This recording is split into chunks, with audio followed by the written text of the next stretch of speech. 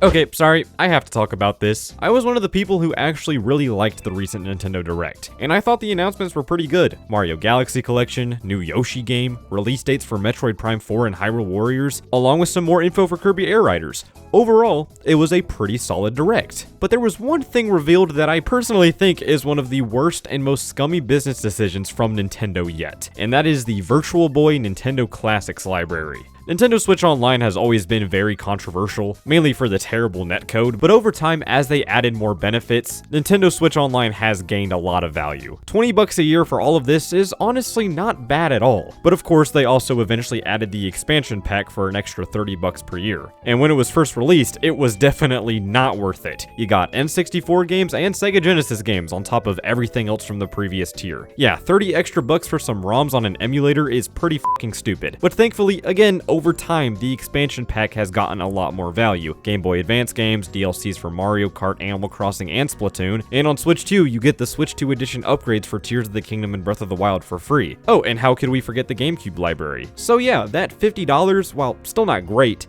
does give you a lot more than what was initially available. And at the Nintendo Direct, they announced that Virtual Boy games would be getting added to the expansion pack on both Switch 1 and Switch 2. 14 games are getting added over time, and you know what? Fine, f*** it. Why not? It's just something else people can play with their membership. Why would I complain about getting more benefits?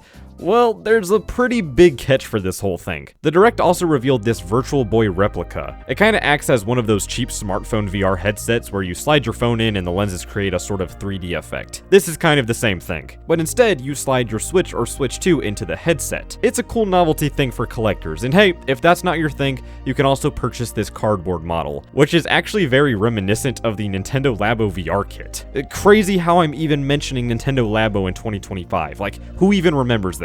So yeah, I would say it's cool that they're giving you the option to experience these games in a way that better emulates the original hardware.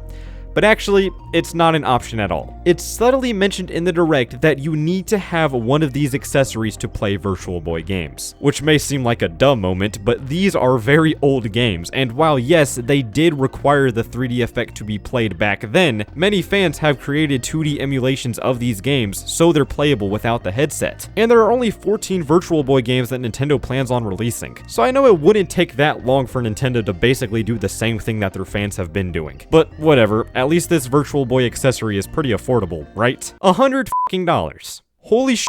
Remember, this is a hunk of plastic, not a device. You slide your Switch into the headset and the lenses create a 3D effect. Nothing runs on this thing. Remember those smartphone VR headsets I was talking about earlier? Yeah, I actually have one of those. I bought it at Walmart years ago for like $10 on clearance. I'm being dead serious. Nintendo is basically charging $100 for that. They knew it was stupidly expensive too, otherwise they wouldn't have released the cardboard model, which, by the way, is still pretty bad at $25. Yeah, $25 for some cardboard. And remember, you can't even access the library without a Switch Online Plus expansion pack membership. So imagine there's a Switch 2 owner out there who wants to play Virtual Boy games. First, they would have to shell out $50 a year for a Switch Online expansion pack membership. Then they would have to fork over another $25 for the cardboard Virtual Boy or $100 for the actual model. So you would have to spend at least $75 a year just to play Virtual Boy games on your Switch or Switch 2. And that's not even factoring in any possible taxes, fees, or shipping costs. It's actually terrible. I know complaining about Nintendo prices is getting tiring, and I know it sounds like I'm just beating a dead horse, but out of all of the recent pricing scandals from Nintendo, I really think that this might be the worst. Even with the $80 Mario Kart World, the $80 Switch 2 edition games,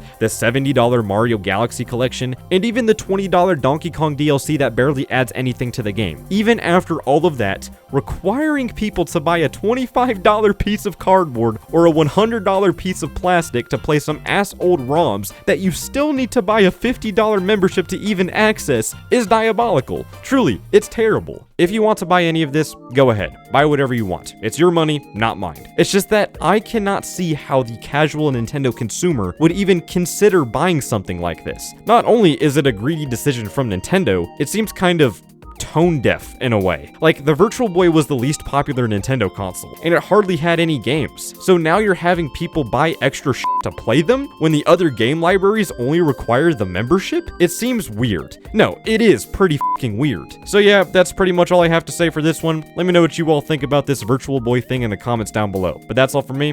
Thank you all so much for watching, and I'll see you all later. Goodbye.